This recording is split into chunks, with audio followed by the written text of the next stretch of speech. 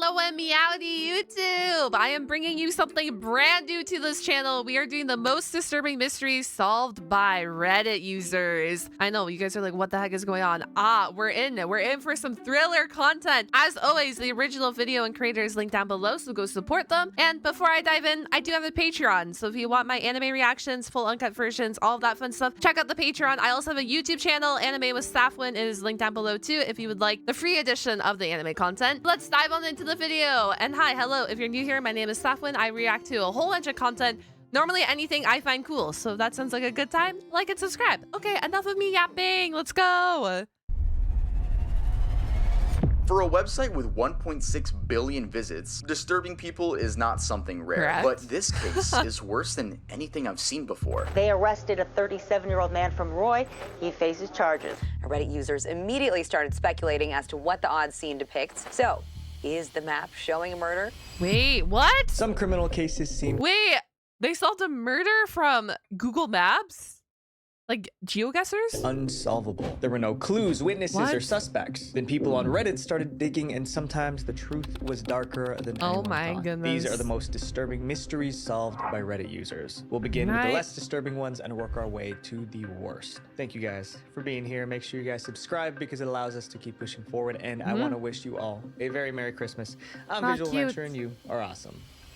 The mystery. You are awesome too, Visual Adventure. So we're gonna go from least disturbing. Keep this in mind, okay? Keep this in mind when we're watching. We're going from least disturbing to most disturbing. So this first story will be the least disturbing story that we are listening to. of the evil farm.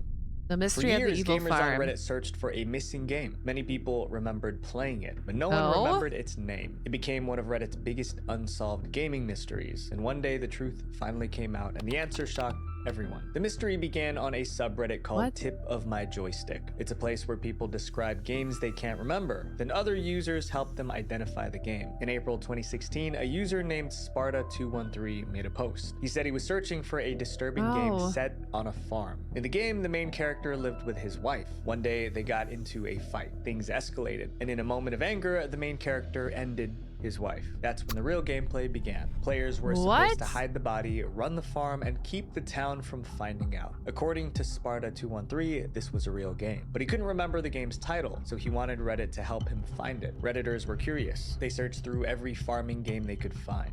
Redditors jumped in, postulating that it could potentially be a flash game, an old farming sim named Scapeland, or even a top-down RPG. Seems like something that would be a flash game. Seems too intense to be sold as a farming game.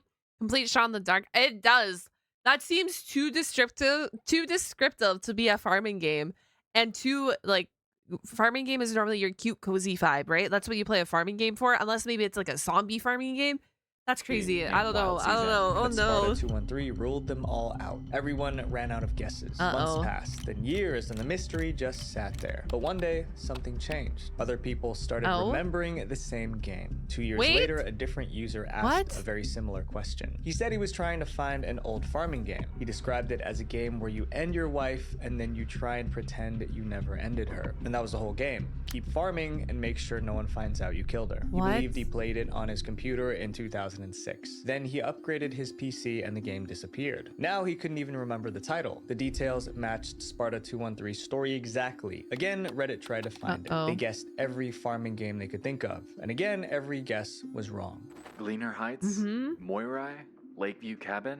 Unfortunately, at least according to the OP, none of these are it. Days later, another user claimed they remember playing the farming game too. Then another and another. Over the next few months, dozens remembered playing the same game. They remembered the farm, What? the crime, hiding the secret. But for some bizarre reason, none of them could remember the title. By now, Redditors were convinced the game was real. There were too many matching memories, but no one could find a single copy. What began as a Okay. normal search was now a full investigation. Users What are the chances? I'm sorry, but what are the chances that this is all like the same person like messaging from ghost accounts on Reddit or something, from alt accounts, being like, yeah, this game exists, this game exists, this game exists, and it's the same person who asked that question like 5 years apart.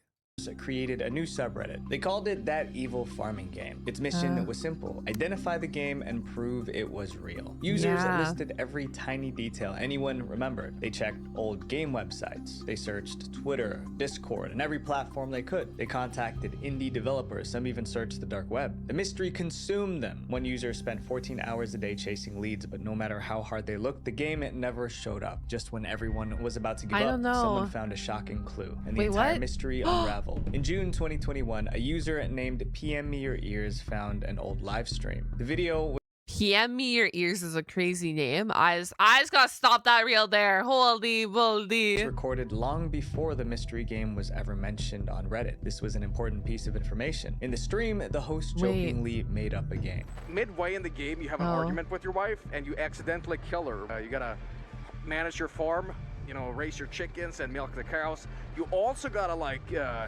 hide the body from the cops sometimes. The details were identical to the missing farm game. PM Me Your Ears thought the live stream had to be connected, so he shared it with Sparta213 and asked if he knew the streamer. Remember, Sparta213 was the first to mention the farm game. Well, it was the streamer. Sparta took one look and knew right away. He used to fall asleep watching that exact streamer years ago. And the truth about the game was finally clear. Sparta imagined the entire game. This is what happened. One night in 2016, he watched that live stream. The streamer joked about so then he had a vivid dream that he fell asleep watching the live streamer and visualized this whole game when the live streamer was talking about it.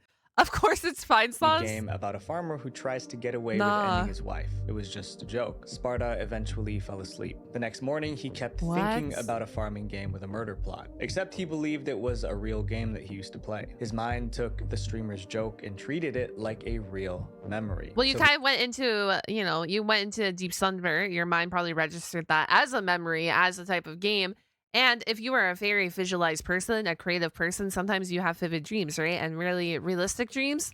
So that was probably this case here. He asked Reddit to help him find the game. And for the next 5 years, thousands scrambled to find a game that did not exist. And just like that, the mystery was solved. But one question remained. If the game didn't exist, why did so many other people remember the same fake game? The answer was the Mandela effect. It happens when people collectively misremember events.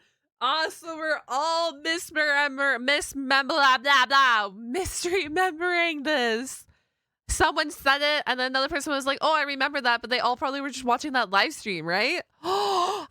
Okay. Now I'm interested to see how this comes together as a disturbing mystery, though. Words people saw others remembering the game, and they started imagining themselves playing it too. With the mystery finally solved, the subreddit was abandoned. Today, the mystery is remembered as one of the biggest accidental hoaxes in internet history. For 5 years, that fake game spread across the internet, and even after the truth came out, it's still out there. That's how the internet works. When something's online, it never really goes away. Your personal information works the same way. A few years back, someone found my old personal details online and used them to threaten me. I tried deleting my online data myself, but hundreds of these websites had them, so I gave up. It's because these data broker websites make money by selling your information to anyone willing to pay, and unfortunately, it's we all got one guide legal, but they're also legally required to remove your data if you request it. But as I've already tried, doing it manually is basically impossible. That's where today's sponsor, Aura, comes in. Let's go, Aura! Yeah, get your shenanigans, get your data off the internet. Isn't that crazy though? It was realistically, that was what he said, a 5-year mystery, right? If I heard a 5, 6, 7-year mystery, all because one streamer was like, "Hey, what if this game was like, what if we did this game? This was a game idea?" And this person just had a vivid dream, I guess, that night and was like, "Oh, I remember playing this game." And then I'm assuming, my assumption is other people probably fell asleep watching the stream as well, or watching these clips, and were also like, "Hey, oh my gosh, that sounds so familiar." But like, none of them played the game. We just got all Mandela affected there. Insanity. Your information, then they handle every single removal request for you. In just a few weeks, you'll start seeing less spam calls, less junk mail, and your information becomes way harder to find online. But Aura doesn't just stop at data removal. It constantly monitors the dark web and alerts you if your information appears there. If someone tries to take out credit or open a bank account using your name, they'll alert you right away. And in the worst case scenario, you're covered by up to $5 million in identity theft insurance. Aura even gives you a VPN. I'm excited. excited to see software, and these a password mysteries. manager, which all help you stay safe online. My friends, with Christmas coming, I think online safety is one of the best Yeah, gifts. that was our that was our least disturbing story, right? So we're only gonna get heightened from here. I don't know, unless I think that story's over. Surely that story's over, right? But that was our least disturbing story, which was kind of wild. Also, wild to have a farming game where you kill a wife and hide her.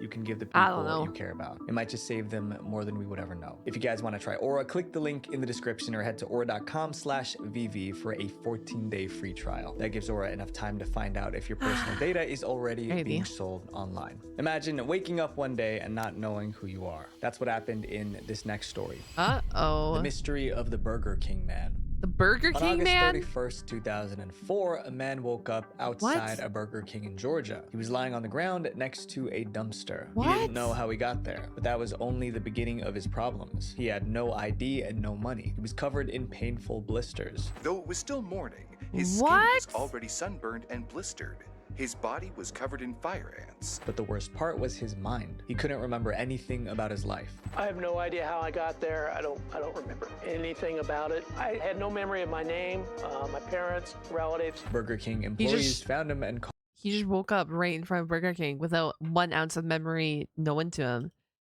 Oh my goodness. Also, you remember Dr. Phil? When Dr. Phil used to... I don't even know if Dr. Phil's still on the air. That's a throwback. 911. Paramedics rushed him to the hospital. Doctors diagnosed him with memory loss brought about by trauma. They had no idea what caused it. According to reports, there was no evidence of recent physical trauma to the body or to his skull. He looked like a healthy man in his middle 50s. When he left the hospital, he had nowhere to go, so he moved into a homeless shelter. He decided to choose a name for himself, Benjamin Kyle. Benjamin spelled with 2 A's. Then he began searching for his real identity. Benjamin first went to the police. They ran his fingerprints, but nothing came up. They cannot find my fingerprints anywhere in any database. He turned to TV stations.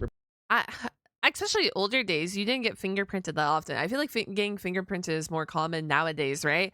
Unless if you were getting like your, I don't know, CPIC or whatever you call it, wherever you live. But I feel like getting identified back then wasn't as common, depending on your job. Reporters told his story and showed his face. They hoped someone would recognize him. No one did.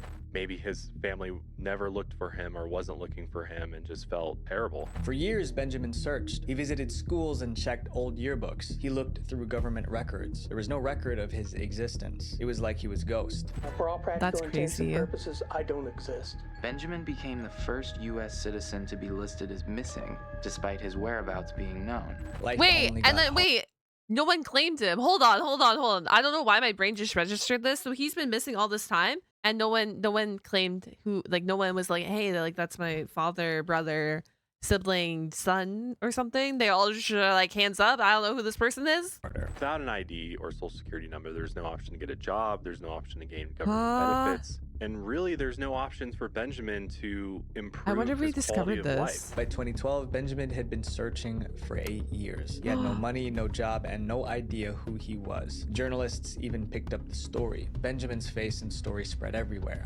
Newspaper headlines Oh my talk show goodness. appearances, even a documentary.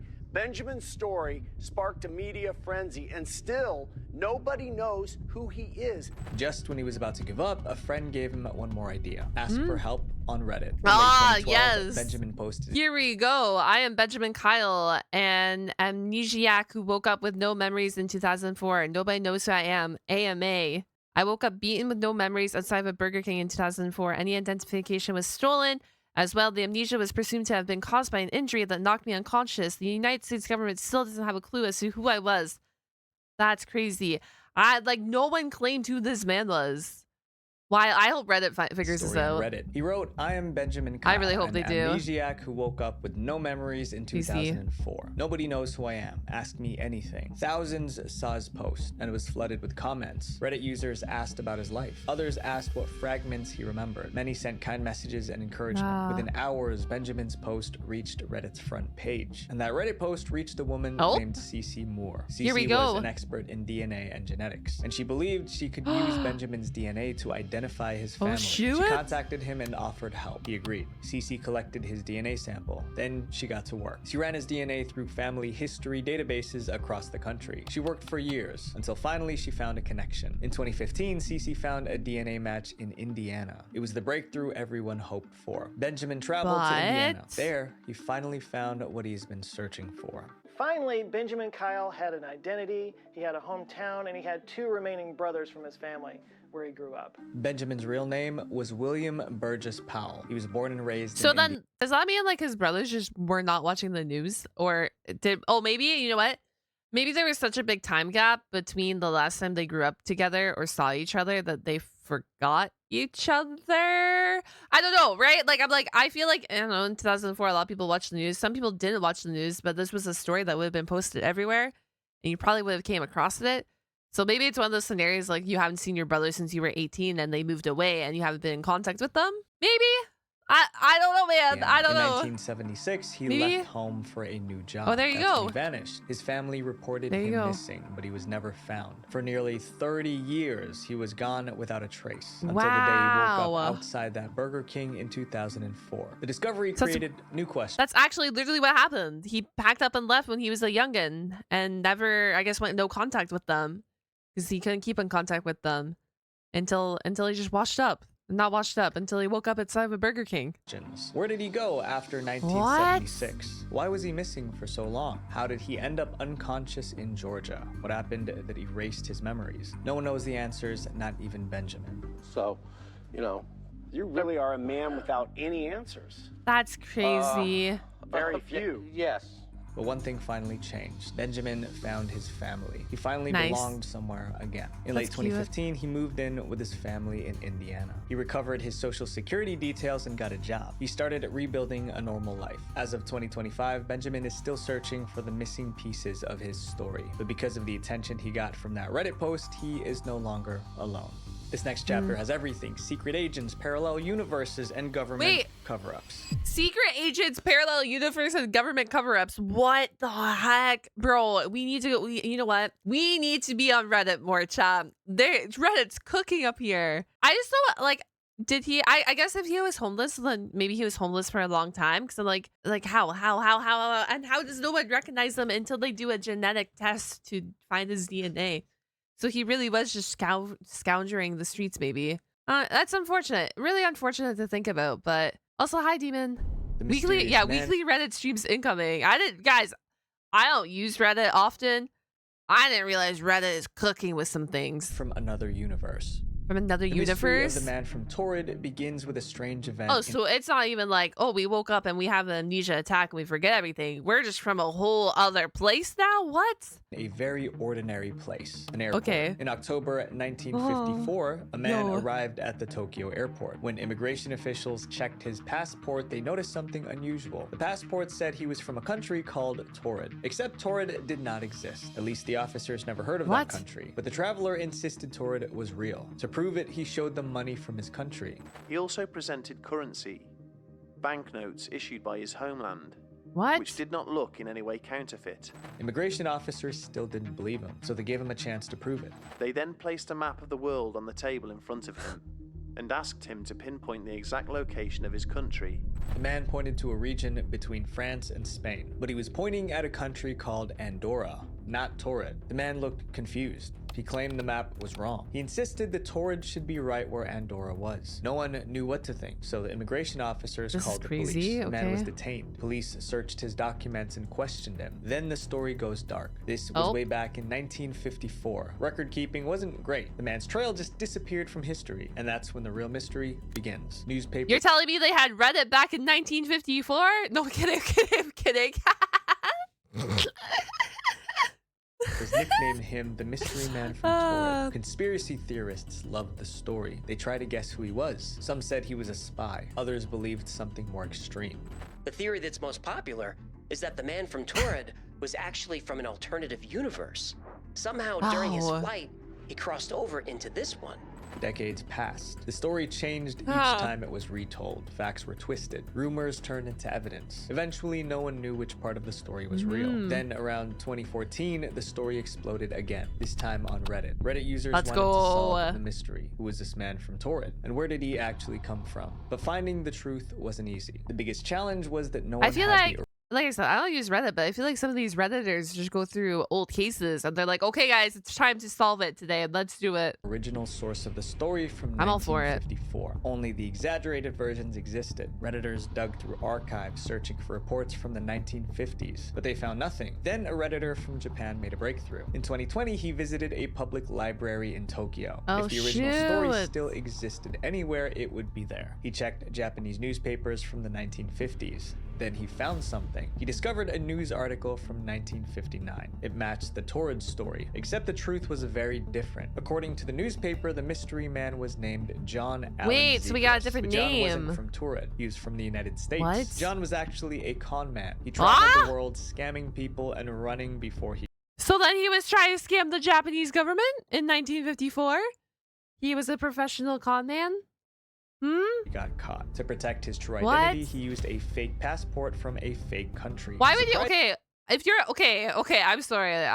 If you're already using a fake passport, why are you using a fake passport from a fake country? I don't know. Especially back in 1954. Like, I feel like if you're replicating a fake country, you probably didn't have to go through a fake country. If you were a con artist and this was your job and you scammed so many people, you were probably already a professional at this. So why to be known, to go down in history, I guess? Interestingly, it worked. He used that fake passport many times without being caught, until he arrived in Japan in 1954. Immigration officials spotted the fake passport. They alerted police. John was arrested. He was found guilty for fraud and violation of immigration laws. He was sentenced to a year in prison. And that's how the legend of the man from Torrid got started. Local newspapers reported the case accurately. The news outlets outside Japan messed up the story. They exaggerated the details. Each version became more dramatic. Soon, the story was no longer about a scammer, but a man from another universe. But the mystery was finally solved. The man from Torrid was nothing more than a scam artist who finally ran out of luck. Up next is the most tragic story on our list. Okay, tragic story. So then Reddit really was like, hey, by the way, let's go pull up these records again and go looking at it. And then they were like, hey, so he's actually a con artist. And he just scammed you guys all the way back then. And then he spent 1 year in prison. And we're watching, we're watching the most disturbing mysteries solved by Reddit users. Reddit users are solving mysteries. Crazy. I feel like people on Reddit literally just look at all these old stories and they pull them up. Which is kind of cool to think that we have all these mysteries solved by people coming together on a forum.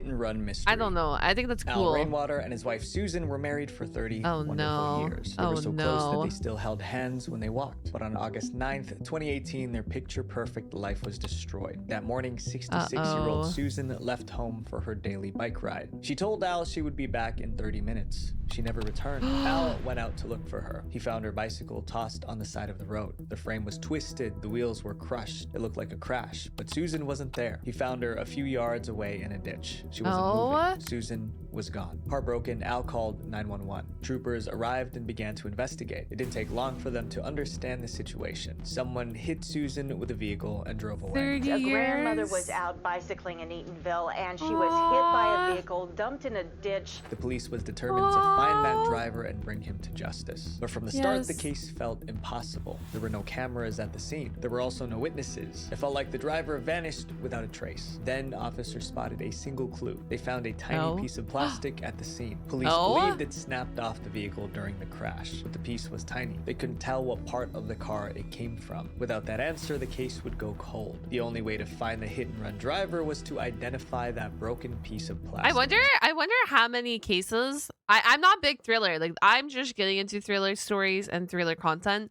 But I wonder how many cases that were once cold have now been solved due to like the internet and Reddit and stuff. So investigators tried something new. That evening, an officer posted a photo of the plastic piece online. Shoot. He tweeted, "Troopers and detectives are still looking for a black vehicle involved in a tragic bicyclist fatality. If you know anything regarding this collision, please call the Washington State Patrol." No one on Twitter recognized it. The police were losing hope, and that's when Reddit came to the rescue. Reddit! A Reddit user posted the picture to a group called What Is This Thing? It's a community where people help each other identify weird or unknown objects. He told them the full story when he posted it. If they couldn't solve it, Susan would never get justice. The whole group was ready to help. Replies started pouring in. Somebody picked it up and put it on Reddit, and that's when about 600 car enthusiasts and mechanics started to look at those pieces of vehicle and say what they think it might have been. One person guessed it came from a car window. Another suggested the front bumper. Dozens of theories appeared, but none of them were reliable. Then a user named Greg's Candy shared a new idea. He said the piece came from a car's headlight. Lots of people agreed, but they still needed more details. Even if it was from a headlamp,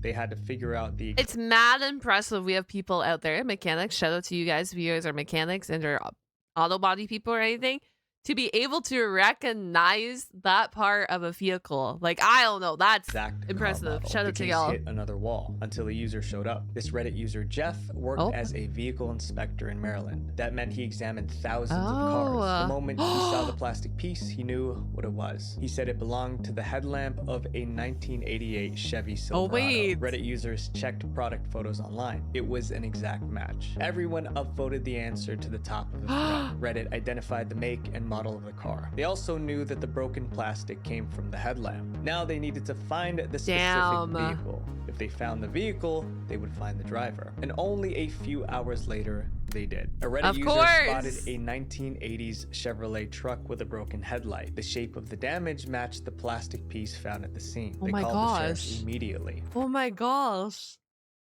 Oh my god. Oh my. Wow. After that, officers got an anonymous tip describing damage on, get this, a 1986 Chevrolet K10 pickup truck. Police rushed to the location. The truck belonged to 37-year-old Jeremy Simon. When officers questioned him, he confessed. On the morning of the crash, he was driving under the influence. He fell asleep at the wheel. He woke up only after slamming into Susan. When he looked back, he saw a bicycle. He panicked and fled. Jeremy pleaded guilty to all charges. He was sentenced to 4.5 years in prison. When the case closed, the police publicly thanked the online community for their help. Without Reddit, Susan Rainwater might never have received the justice she deserved. I'm glad she deserved the justice. 4.5 years seems crazy low to me, though, for what just happened there. There was multiple charges there. I don't know. That still seems a little low to me. I don't know. Apparently, I don't know the justice system. That's on me. That's crazy, though. I'm glad that they had justice, and I'm glad that it's crazy. That piece of plastic was not big at all, right? That was a tiny freaking piece of plastic. And to be able to pinpoint it to the exact shape and model and where it's located on the vehicle, all thanks to Reddit, like, Next chapter, I love it here. Forces to I love Reddit, guys. If you see me spiral into Reddit stories, don't ask questions. We're here for a long time now, okay? Which means if you guys have suggestions, comment them down below for Reddit stories. A dangerous criminal. A criminal? Of the Dutch crime scene. Oh, shoot. The story gets dark really fast. In April 2013, a guy in the Netherlands was exploring Google Earth. He was zooming around his neighborhood when he saw what looked like a crime scene. Oh, no. It's right here. I'm gonna get really close up into it. It looked like someone was dumping a body in the river. This is unreal. What? I can't believe that satellite images actually caught this image of these. On a dock near the water, a long red trail stretched across the wood. At the end of the trail lay a shape that looked like a body. Next to it stood a person. He took a screenshot of the scene and sent it to the police, but the police didn't respond. No officers came to check the dock. No investigation began. The police obviously weren't taking him seriously, so he decided to ask Reddit for help. He posted the image with the title, "A Murder Near My House" on Google Maps. He also shared a link link to the location. Redditors opened the link. Most of them saw the same frightening picture: a red trail, a body-shaped figure, and a person standing right beside it. People began sharing theories in the comments. One said it was an animal left after a hunt. That would explain the red trail. Another user measured the length of the shape on the dock. It was a little over 5 feet long. That was much closer to a human body. Others studied the standing I figure. don't understand, if you get this image and you're a cop, why wouldn't you just go investigate it? Why wouldn't you go take a peek of it? Especially because there's a blood trail going all down from like the area all in the dock into the water. I don't know, To some, man. it looked like 2 people, not 1. You can easily see Wait, it that looks there like 2 are people. At least 3 subjects here in this crime, 2 of them being the actual murders. Now, hours passed, theories got darker, but there were still no clear answers. That was when a user named BennyBoy1337 took a closer look, and he noticed something everyone missed. To Benny Boy, the shapes didn't look human at all. They looked like a dog and its owner on the dock. He explained it this way: looks like a dog got out of the water and shook itself dry, then walked off the dock while dripping water. That's why the wet wood looks so much darker in color. Redditors read that and checked the image again. Suddenly, the entire photo looked completely different.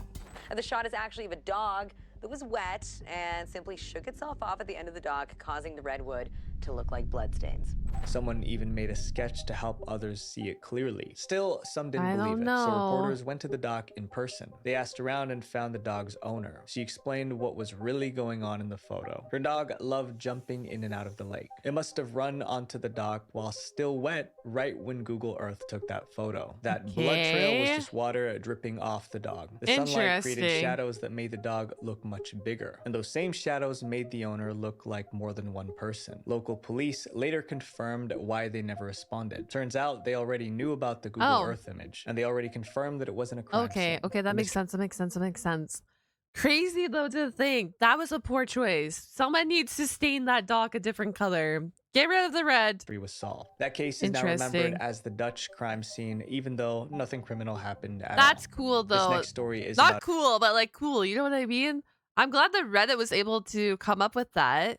That's crazy. A man who didn't feel safe in his own home, so he asked Reddit for help.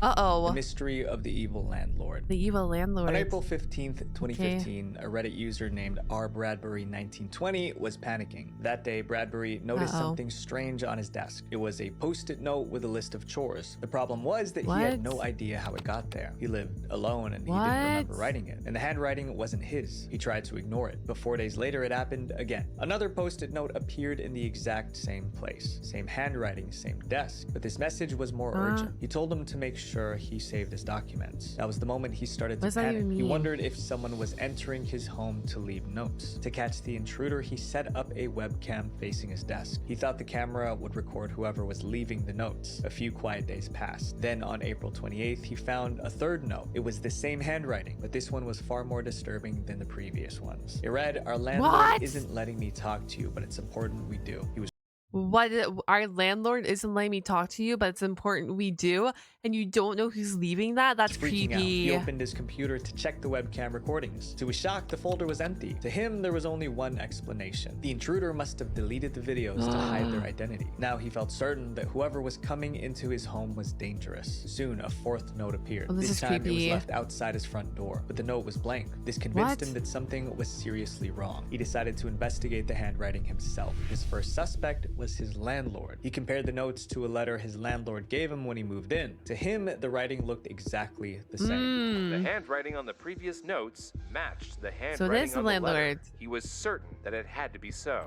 At this point, he was convinced that his landlord had been sneaking into his apartment and leaving messages, but he wasn't sure what to do about it, so he turned to Reddit for advice. On May 1st, Bradbury shared his experience on a subreddit called Legal Advice. It's a place where people seek legal advice from lawyers and experienced users. He explained the mysterious notes, his living situation, and the handwriting that matched his landlord's. Then he asked what legal action he could take against his landlord. However, the response was not what he expected. Many Redditors didn't believe him. They thought he made up the story just to get attention. Despite their doubts, the story...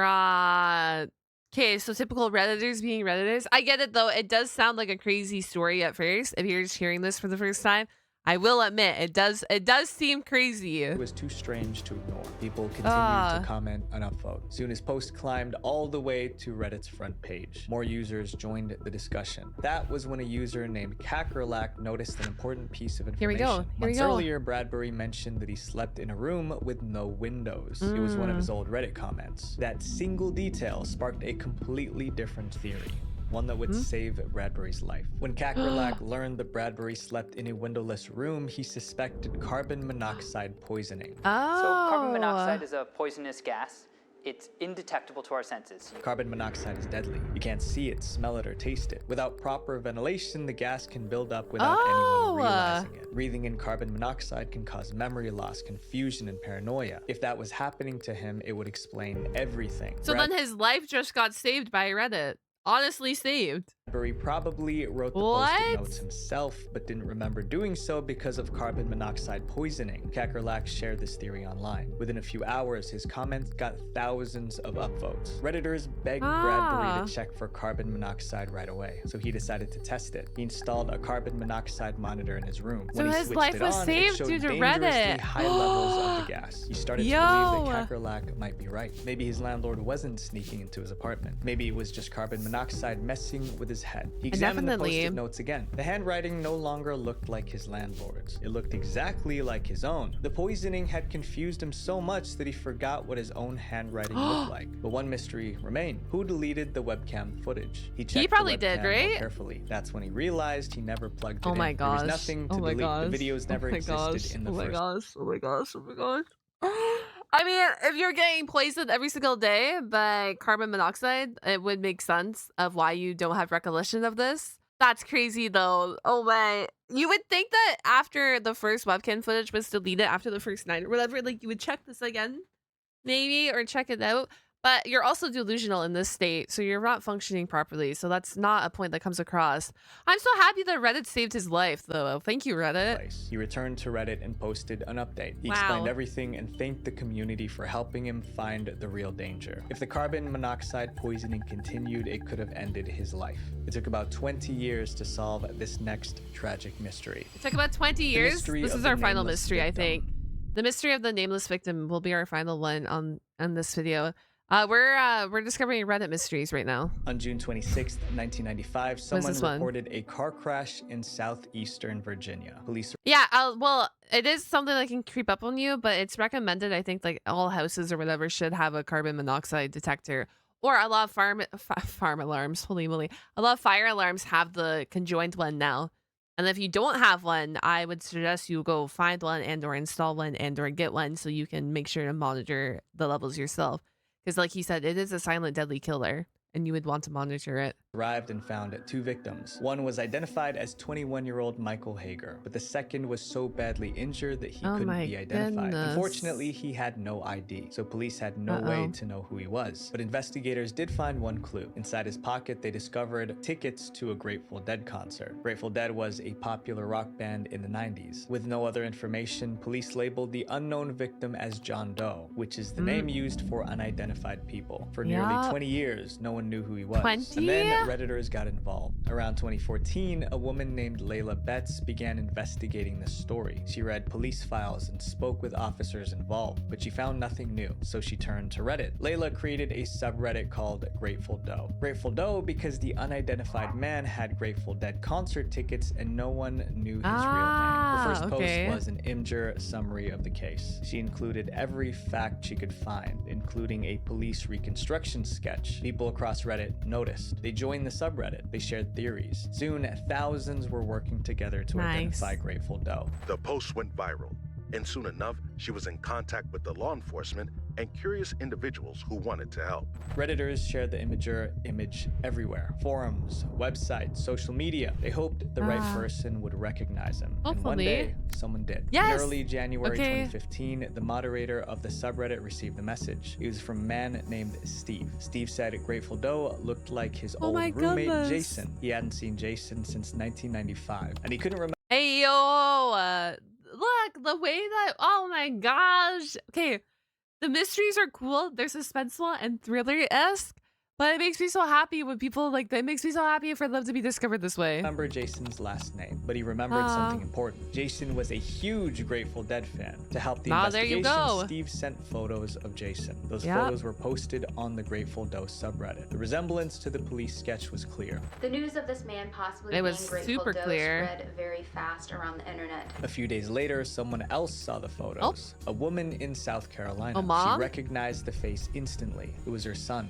Jason Callahan. A 63-year-old Myrtle Beach woman says the Jason in the photos on Facebook is her son, Jason Callahan. Jason went Okay, that's sad though that the mother has to find out that her son's dead due to photos shared online.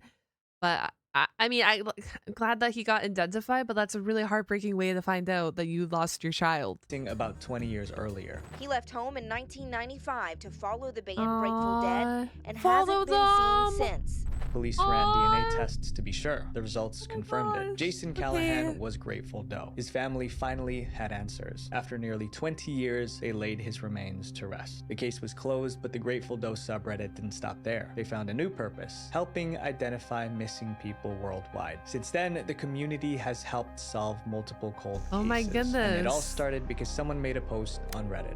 The internet can be a dark place, but these stories remind us that it can also be a force for good. So the next time you're scrolling, ask yourself, am I part of the problem or part of the solution? Visual Venture. Thank you, Visual Venture. Before you go, love that. I have a video called Creepy Reddit Stories that actually Creepy. happened. We talk about a gym teacher with a hidden camera, a woman who predicted her father's death, and a woman who found a stranger living in her attic. Click right here to watch it. Love you guys. Peace. Oh my gosh, I can't wait to spiral in these videos. These are gonna be such a great time. But as always, YouTube, my YouTube, hi, hello. I hope you like the reaction. Something brand new to the channel, something new, something fresh. As always, I'm trying to incorporate more. I love my animal content. I love the meme content, but I'm always looking for new things that interest me and interest you. So if you made it all the way to the end of this video, comment down a pencil emoji. We've never done the pencil emoji before, and I thought it was only on brand because, you know, we were like writing and discovering thrillers and mysteries with Reddit, yada, yada, yada. So do that, don't do that. But I love when I see you guys. You can comment down the word pencil or emoji. I will catch you guys all on the flip side. Have a wonderful day and go bye.